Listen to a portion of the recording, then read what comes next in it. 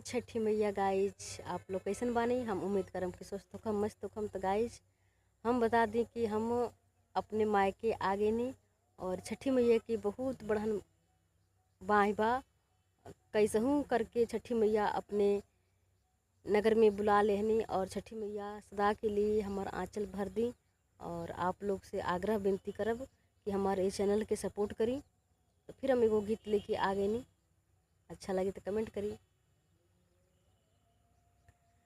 पहिला पहिला हम कैनी छठी मैया बरता तोहार, छठी मैया बरता तोहार।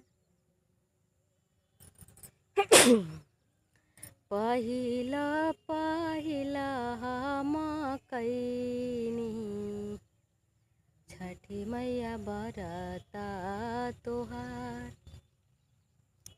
छठी मैया बरता तोहार। भूल चूक क्षमा तू करीहा, सुनिहा अरज हमार, सुनिहा अरज हमार। रोआ तारी भूखला तिवैया, रोआ तारी भूखला तिवैया। अर्घ कर स्वीकार, अर्घ कर स्वीकार। गोदिया में दे तू एक लाला नामा, बहे अखियन से धार, बहे असुआ के धार। बिरही जे बोलिया जे बोले, गहुआ नगरा हमार, गहुआ नगरा हमार।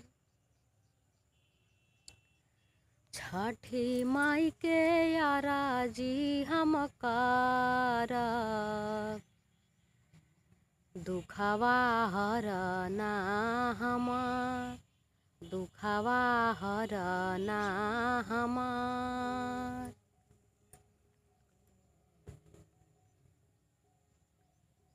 पहिला पहिला हम कैनी मैया बरता तोहार, मैया बरता तोहार। भूल चूक क्षमा तू करीहा, हाई तिवाई तोहार, हाई तिवाई तोहार। तो गाइज हम बता देना चाहतनी कि हम पहला बार छठ उठावल चाहतनी और माई की कृपा सदैव बनल रहे। तब तक के लिए जय छठी मैया।